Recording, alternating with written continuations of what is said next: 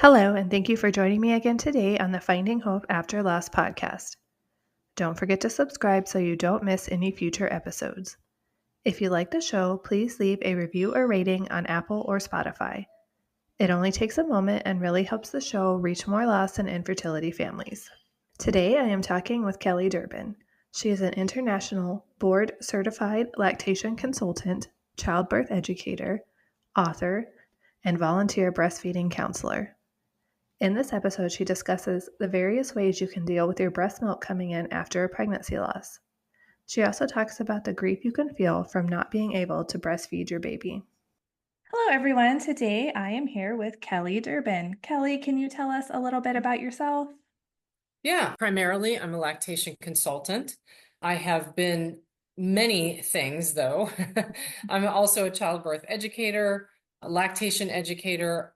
I did a whole bunch of doula training years ago, but after my kids were born, I just felt like it was too unpredictable. I couldn't leave my house in the middle of the night. So even though I am very much a fan of birth work in that regard, I haven't been acting as a doula in several years, but I am still involved in lactation support very heavily. And I live in Phoenix, Arizona with my two kids, my husband, and my dog. Sounds like you are pretty busy. Yeah. So, what is it that got you into that line of work? Well, that's an interesting question. And of course, like most people or many people in the birth and breastfeeding world, I came to this work after having been through birth and breastfeeding myself. I think very few people wake up in their 20s, early 20s prior to having anything to do with birth, pregnancy, or breastfeeding and say to themselves, I'm going to become a lactation consultant. I think there are some people that really do this. Maybe their aunt was a lactation consultant and it was fascinating for them or some other way. But most people that I've ever met have come to this work just the way that I did. I ended up having a baby or two. I learned all I could about breastfeeding, and it is fascinating. If you have any interest in lactation, the more you read, the more you find that there's so many angles to this. And it's not really just about milk production.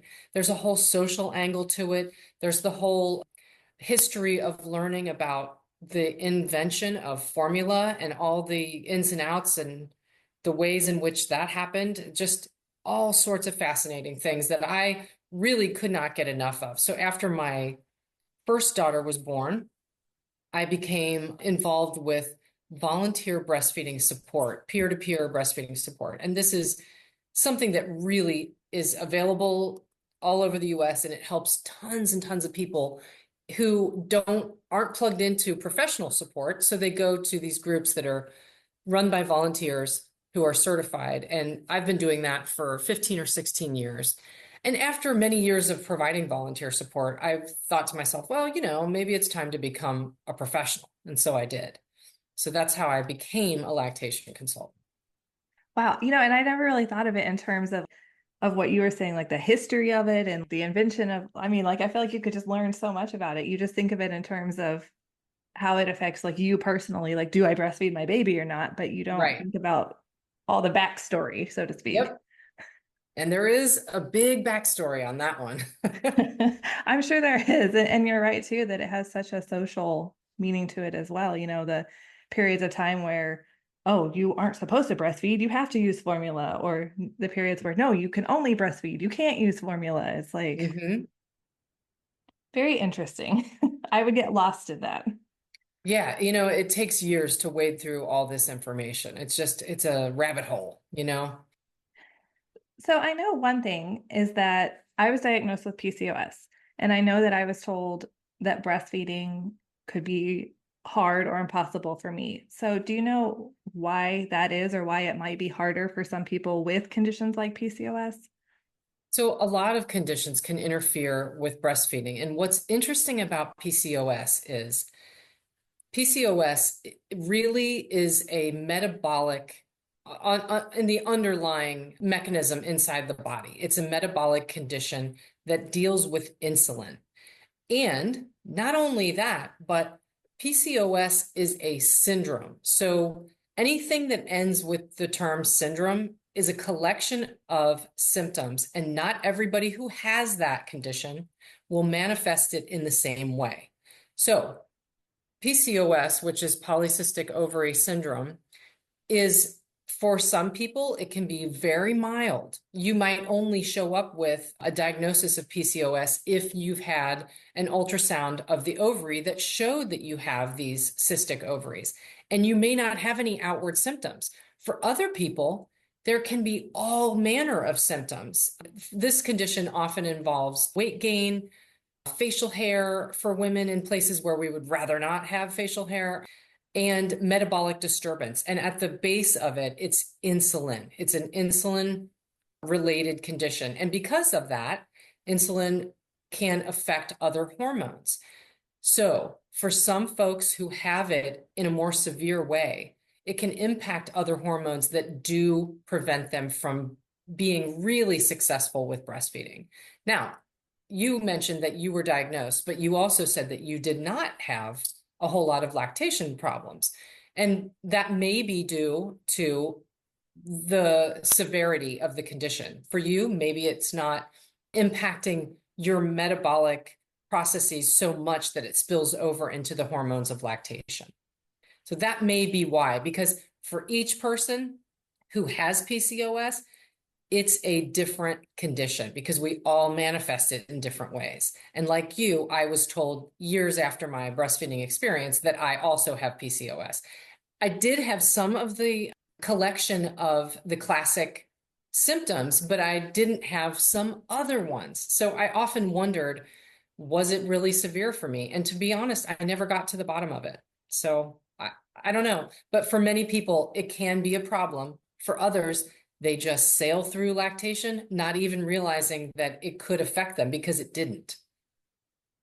Are there things that you can do to help that if you are struggling with like the breastfeeding? Yes. So I would suggest for anybody who is struggling or has already been diagnosed with PCOS and you are thinking in the future, if you want to become pregnant or have a successful go at breastfeeding, PCOS can interfere with fertility as well. So just getting over the hump of becoming pregnant can be problematic for people with PCOS. So my recommendation would be, if you're already pregnant and you know you want to try breastfeeding, I would suggest working with a lactation consultant or a lactation counselor before your baby comes. You may also want to work with a doctor or a healthcare professional who is able to treat PCOS and the underlying metabolic conditions. So we don't just want to go at this from a symptoms standpoint, but we want to make sure that you're normalizing hormones, that you're working with somebody who's helping you move through metabolic disturbance so that you can regulate all the things that go into metabolism, because those things do spill over into our ability or the relative ability to become pregnant. So it can really dramatically affect your fertility and breastfeeding. So my biggest suggestion is get with somebody who is a known healthcare professional who works with PCOS. There's a lot of great information online, but people who have PCOS are not doomed to low milk supply. You can work with somebody who's a professional who can help you optimize your metabolism so that you can optimize your milk supply. And that's something I would have never thought of, is to, meet with somebody beforehand. Because you always Yes. think of them as just, okay, I'm having a problem now while I'm trying to breastfeed. So now I go see one. But I think being proactive is a really smart thing. Especially if you know that this was a condition that you've already been diagnosed with. Some people might not find out until they have trouble conceiving, and then they may become aware that they have PCOS or some symptoms that are consistent with PCOS. Sometimes, and this, I may have struggled with this for a little while, doctors may not be able to put their finger on the fact that the conditions that a person is exhibiting is in fact PCOS, because it's a collection of symptoms and there isn't one simple test to find out whether you are positive or not for PCOS. So if you suspect that you have it, I would say meet with a lactation counselor or a lactation consultant and get some idea ahead of time, while you're either trying to conceive or while you're pregnant, on what can you do to optimize your metabolism and therefore optimize your chances of successful lactation. So, for people who maybe aren't familiar with lactation consultants, what are the benefits of having one or speaking with one, either before or after your baby's here? This is a brilliant question. So, if you are inclined to breastfeed, and even if you're not, I would suggest one of the great benefits of meeting with somebody in advance is to take a breastfeeding class, prenatal breastfeeding class, because in that way, you're setting yourself up for making an informed decision about infant feeding. You may have all kinds of questions, but you won't necessarily be able to make the decisions on the fly right when the baby is born, because right then is not the moment for gathering information and for making informed decisions. Because if you didn't take any sort of breastfeeding class, and quite frankly, today we're super lucky that we have online, we've got Zoom, we have webinars. I know that WIC, the Women, Infant, and Children program run by the government, they offer breastfeeding classes free of charge to anyone all the time. You can always sign up for a WIC class, even if you know that you're not going to qualify for WIC benefits after your baby's born. So the education piece is open to everyone. So there's free information out there. And one of the major benefits of meeting with a lactation consultant before your baby comes is to get information, the information that you need to make good decisions and good choices for yourself during birth, because some of the things that we encounter during birth can interfere with lactation. Birth interventions, the mode of birth, which basically just means how your baby is born. These kinds of things can impact milk supply. It can impact the timing of your milk coming in. And those are the kind of things that you might find out if you meet with a lactation consultant in advance. Yeah, definitely right after birth was not the best time to be trying to make those kind of decisions on what you're Yeah, you want to eating. have some information under your belt so that you know what you're going to choose in terms of feeding and how you want to start feeding, because this may not be, it's obvious, but people don't think about it. You have to start feeding your baby right after the baby is born. There aren't any, there is no downtime. You don't get to cross the finish line and take a rest. You actually have to start right away. Yeah, and I think a lot of people don't understand that breastfeeding can be hard. Like it's not just something that always comes naturally or something that is always easy right away. But I think with time and like you said, the education and knowing the different things you can try, I think that that's really important. You make a really good point. And this is interesting because from the infant's standpoint, they're driven by instinct at the moment of birth, and they have instincts that will optimize feeding for them. For the parent, on the other hand, it is a learned skill. We are meant to be learning how to do this by community. So, if you think about this, like in the days before hospital care and, 500 years ago or whatever, people learned about lactation by family members. They would learn it from their aunts, their friends, their people in the community, the wise woman of the village. This is how we would learn about breastfeeding. But today, we're kind of unplugged from that type of living. And a lot of times it means that we don't encounter the information that we need before the birth happens. So yeah, it can be really important to get that information and get plugged in beforehand. And especially when, so many of us have to go back to work so quickly, and then you have to add the pumping on top of that if you're going to keep that up. And Yep, and that's a whole nother learning curve, isn't it? definitely is. I did do the pumping for my first son because I had to go back to work at 7 weeks with him. But with the other two, I was fortunate that they were able to stay home with me longer. But I did it because I loved him, but I did not like pumping. Yeah, it is a whole different skill from breastfeeding directly at the breast. So yes, again, something else that we have to learn and prepare for. So is there a certain point during pregnancy that the milk starts to develop, or like a certain week that if you were to give birth at this week, like your milk would come in? So people generally say it's about midway through pregnancy. I have read different things. What I most often see is around 26 weeks. So we all know that when infants are born premature, the milk is still ready. So by the time you're halfway through the pregnancy, your body has prepared for the process of breastfeeding to turn on. Lactation can turn on. And the thing that turns breastfeeding on is not necessarily the infant being born, it's the placenta being born. So after the baby is born and the placenta is out, the process of lactation has been turned on.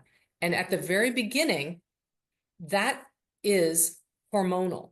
So once the baby is born, and your podcast today is a show about pregnancy loss. So we know that even if the baby doesn't survive, the mother's milk supply will still turn on once that placenta is out.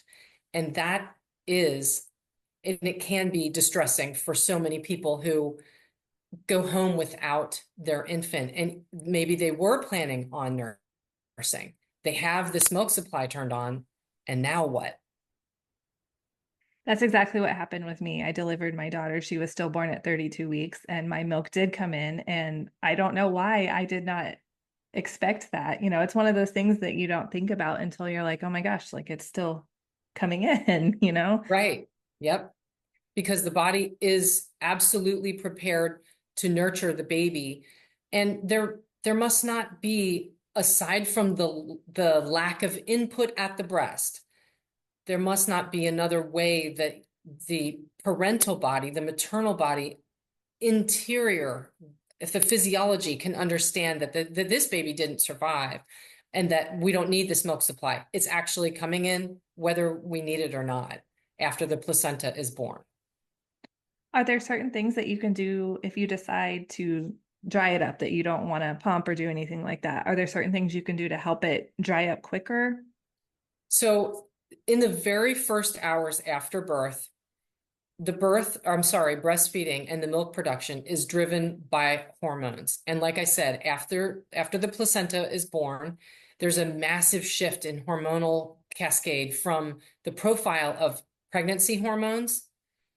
The placenta comes out, assuming it's completely intact and no fragments remain in the uterus. Then there's a massive shift towards the hormones of lactation. And in the first hours and days after birth, that is a hormonal process. But after a few days, it starts to be driven by the fact that in order to nurse an infant, the baby must remove milk at the breast. When the baby is not removing milk, and in this case, because a baby didn't survive, or for instance, for a person who is a surrogate and is not going to provide milk for that baby, and the baby goes to the parents who are adopting it or who are actually the parents of the baby in the case of surrogacy, the person may want to dry up milk supply. And in the first few days, it's really not something that you can do immediately. It is kind of a gradual process. So there are certain methods that you can do, herbs you can take that will help speed up the process. The number one thing is to not remove milk from the breast. However, that can also be problematic because by removing milk from the breast, we're telling the breast, we're going to take away some milk so you can make more, right? In this case, our goal is to shut off the process of lactation. But in doing that, let's say cold turkey, where you think, okay, I'm not gonna remove any milk, the breast can become extraordinarily swollen. You can get edema, engorgement, and this can be really painful, and it can lead to a condition called mastitis, which could become problematic because it's a breast infection, and that can turn into an illness. So shutting down milk supply is kind of like an intricate dance between not removing so much milk that you signal the body to make more, but maybe removing a little bit of milk so that you're not so uncomfortable that you feel like, oh my gosh, this is unbearable. Does that make sense? Yeah, so it's kind of a fine balance. So you have to Exactly. do just enough for relief, but not so much that you're signaling more production. Right. And What? that's something that like we can't say, oh, you can only remove this many ounces. You just have to use your intuition and your best guide.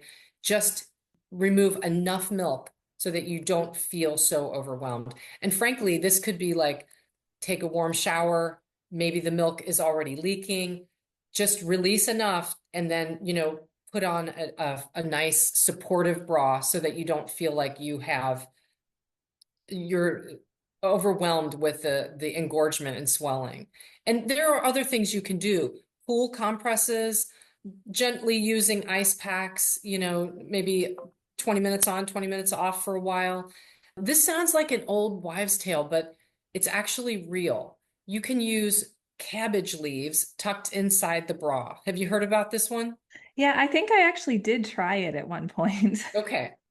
So cabbage can be really anti-inflammatory and it can help tissues of the body to stop swelling and bruising. Like, for instance, if someone sprains an ankle, you can take a cabbage leaf out of the refrigerator, roll it with a rolling pin so that some of those, like those little spiny, the hard pieces of the cabbage, they get broken down a little bit and they weep a little bit of the juice from inside the cabbage leaf, wrap it around the ankle, and let it sit for all day, and the swelling will go down. The same principle works for swollen breasts and gorge breasts and milk production.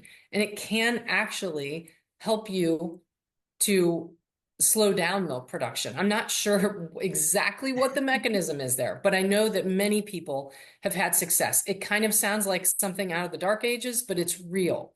So if you're struggling with wanting to stop milk production and it's getting to be a point where you feel it's painful, put some cabbage leaves in the refrigerator, take out the cool leaves, roll it with a rolling pin, and then tuck them in your bra. See, I didn't know the part about the rolling pin though, so I probably wasn't even doing it right. Well, and I'm guessing that even if you don't roll them, they still help. And of course, anything cool that you can place in the bra, and certainly cabbage leaves won't be cool forever since your body will in fact warm them up. But it definitely helps if some of the juice from the cabbage leaf has been expressed just a little bit, it becomes more potent on the skin. And I'm sure you smell really great, right? I You know, smell isn't like it? cabbage. It's a funny thing, right? Because it is a little odd, especially after like I did wrap my daughter's ankle once when she sprained her ankle. And after we took the wrap off, a couple hours later, we were both like, okay, this doesn't smell great, but it is very effective. So don't be put off by the fact that you might smell a little bit like cabbage.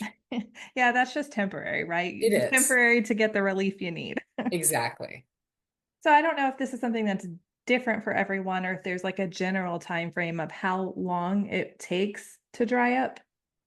Is there like a That is certain? probably, yeah, it can be different for everybody because some people are really aggressive producers of milk. And this, it can be in if you think about evolution, like that's a great thing to have, except that when it's really overdone, it can, even when you're nursing a baby and you have like the milk supply for two, it can be overwhelming and that can cause problems too. So some people actually want to tamp down their milk supply even when they need it at the time that they're really nursing. So the time frame I would guess is, I think it probably takes at least 2 weeks. For some folks it could be longer, but remember that this is a gradual process when it's done optimally, because like I said a minute ago, if you want to go cold turkey and just simply not express any milk at all, you could run the risk of mastitis. So going with the idea of taking it down gradually, gradually, gradually. And some people actually pump milk with the idea of donating it.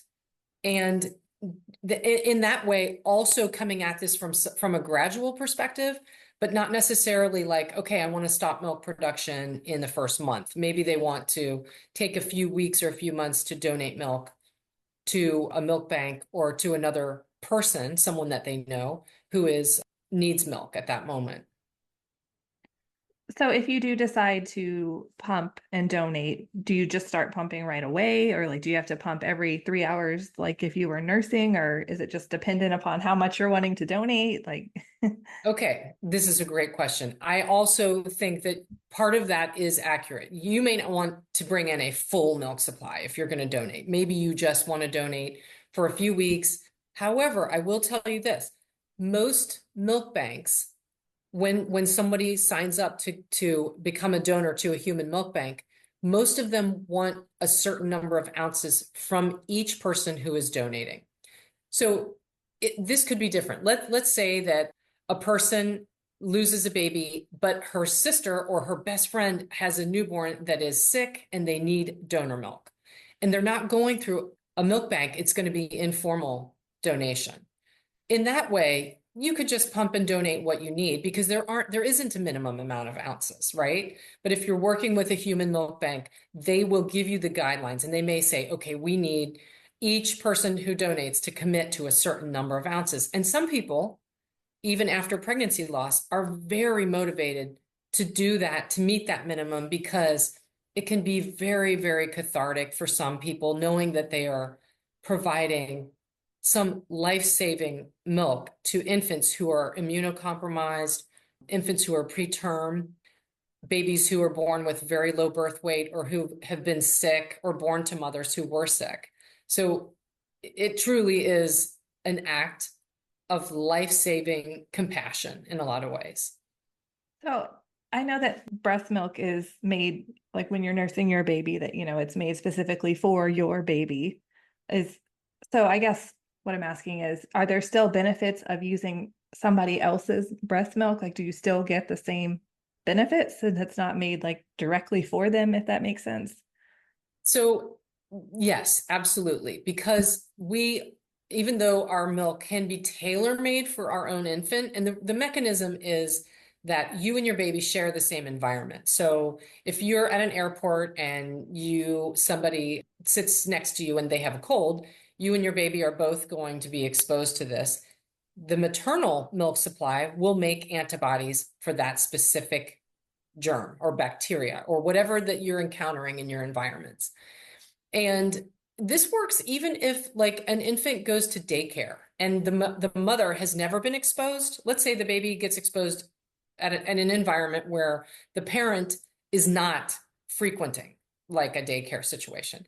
The baby, if they manifest this cold or some other illness, can, because mothers and babies are so closely sharing their environment at the time of day when they are together, the infant shares that bacteria, the cold, the germ, the virus with their parent, and then the maternal milk supply responds very quickly with milk that contains antibodies to that exact virus, that bacteria, or whatever it is that they've encountered.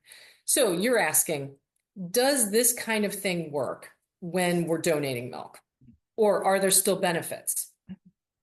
So absolutely, there are benefits, but the donor milk, and this is really fascinating, a lot of people don't realize this.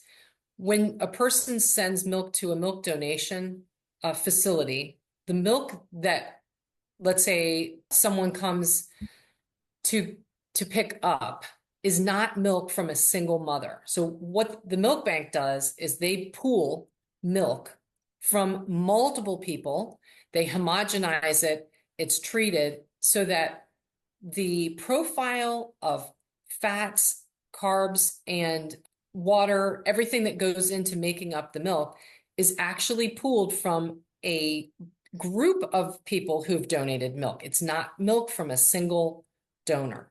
So in that way, infants who receive donor milk are actually getting antibodies from multiple people, which is fascinating, right? I had no idea.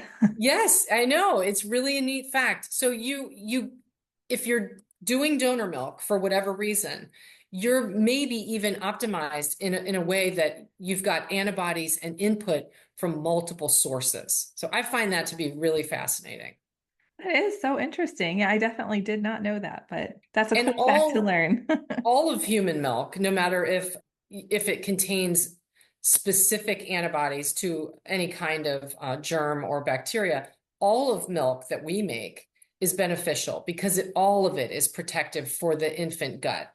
And it contains, anybody's human milk will contain all sorts of immune factors at high levels for people who have newborns, especially for protection of the infant, because in human biology, milk is designed that way. So it's one of its number one goals is actually protection of the infant and to boost immunity, because babies aren't born with an active or full immune system. So the milk acts as a bridge to inform the infant gut how to build its immune system. So in that way, milk's one main design is to protect the baby. The secondary design is infant food, especially in the first couple of days. And I find that to be really interesting too. I can definitely see why you went into this. Like I love learning all of this. It's just so cool, you know? It is fascinating. And it's just those things that we don't think about, on a normal daily basis. We just Right. think, okay, like my choice is breast milk or formula. That's as far as we go, you know? So are there any other options for people who have lost a baby, or is it just dry up or donate basically? Actually, it's interesting that you mentioned that. There are other things that you can do.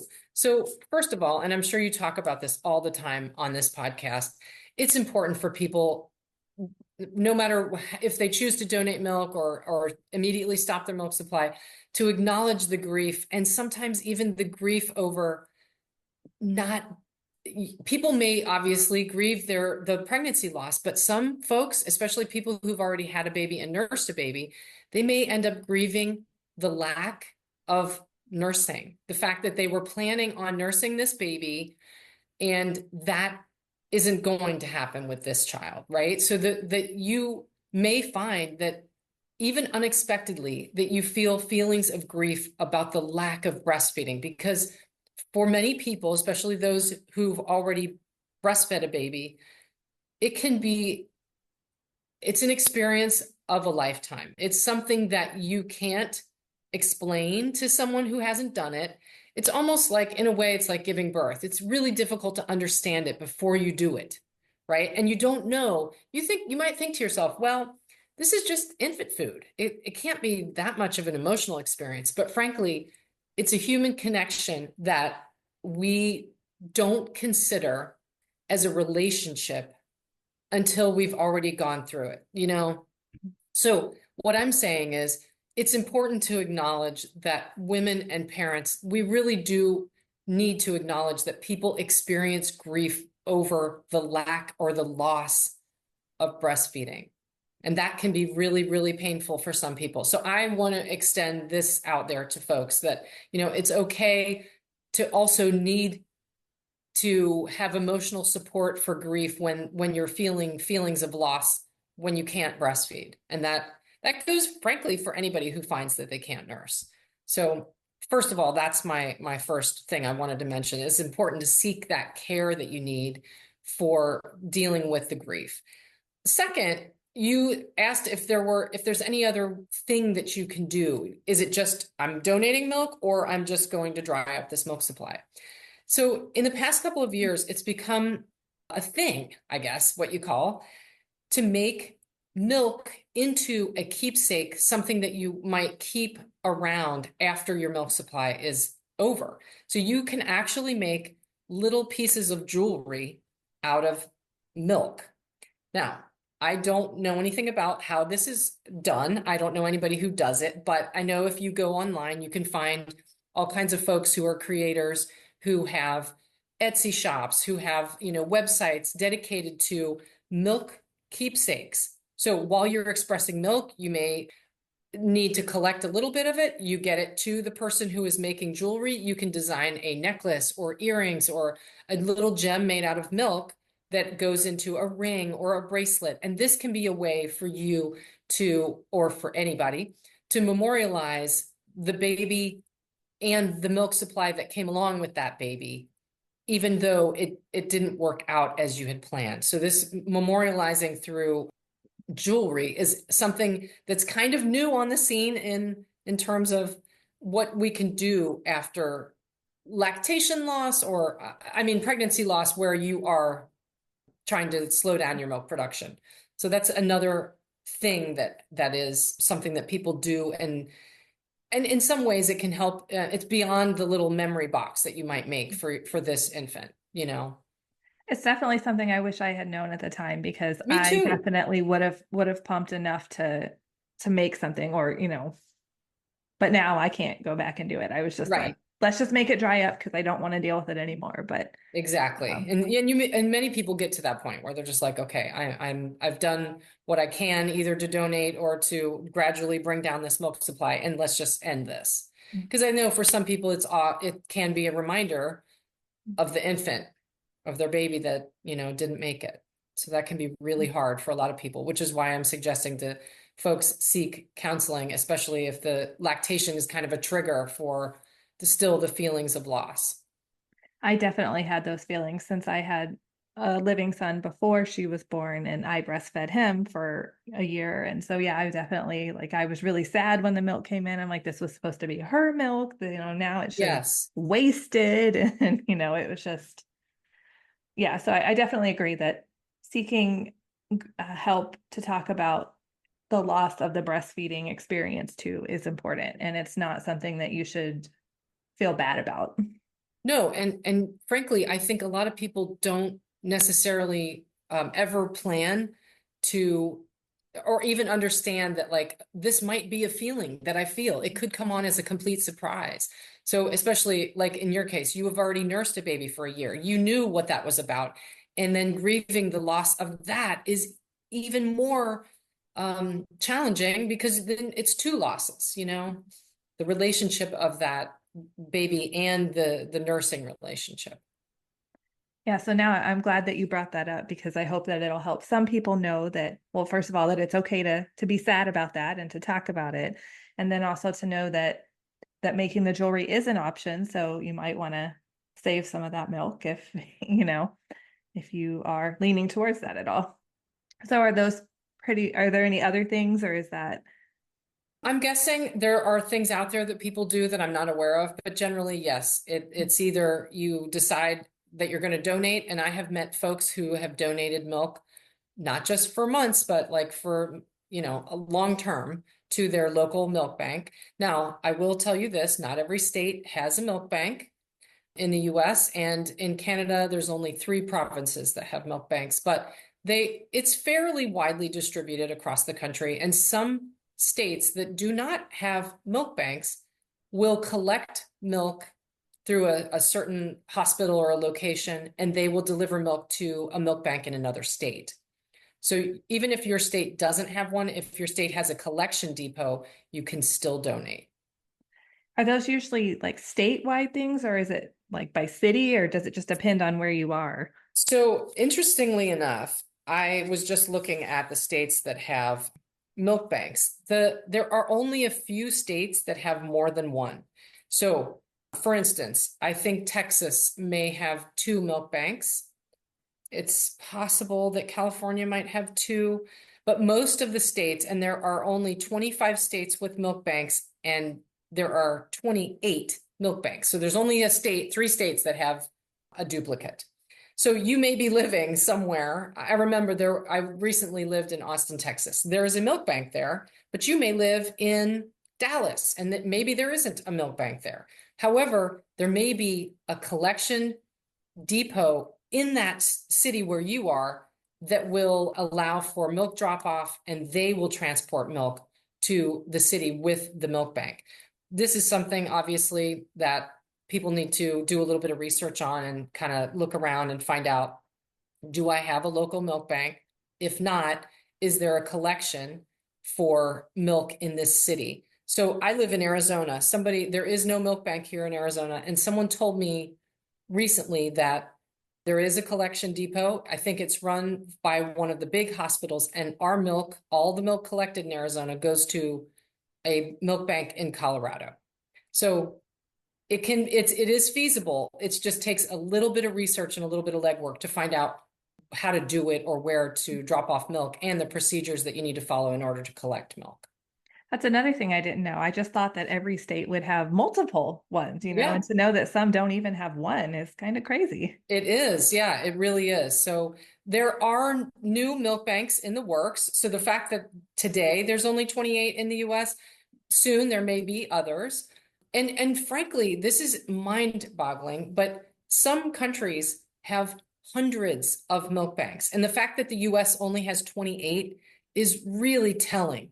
Like, we need to step up the game with donor milk, because I'm sure that you're aware, and many of your listeners are aware, that in conjunction with the pandemic, we had a infant formula shortage. And this is yet another reason why milk donation is so critical. It's imperative. And if someone comes to milk donation through pregnancy loss, I know that is extraordinarily tragic, but the action that they can take by donating milk in this way is incredibly life-saving. And the fact that, like, in Brazil, they have over 300 milk banks. We have 28. So accessing milk for the infants who are preterm or they're ill or low birth weight, it can be really difficult, especially for babies who are not born in a state with a local milk bank, or they don't have good access to something in a neighboring state. It can be really difficult for infants in those situations. So there are certain infants, like you said, that would benefit more from having donor milk. Yes. So anybody who is born preterm could, it's not that all babies need it, because as we talked about earlier, when preterm birth happens, the maternal milk supply is always ready. Some folks find it hard preterm to bring in a full milk supply. And in that regard, it might be that they are supplementing with donor milk. So the baby is only getting donor milk.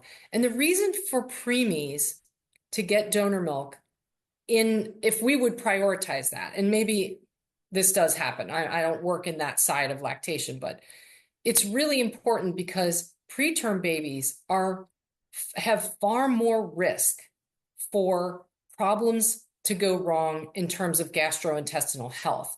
So they are more susceptible or prone to illnesses of the gastric system, diarrhea, something called necrotizing enterocolitis, which is a disease, or I believe it's a bacteria that can attack the intestines and actually cause cellular death within the intestine. And one main risk is formula feeding. So for infants who are preterm, it really pays off for them to get a full diet of human milk.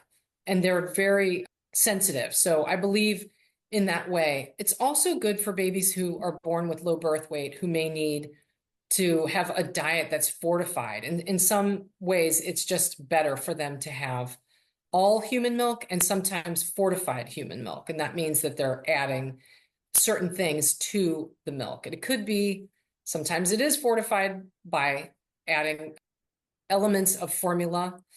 It is not necessarily just mixing formula and breast milk, because that is definitely not how it works. But there are lots of methods for adding things to human milk for preemies who are very sick or ill that need fortified human milk.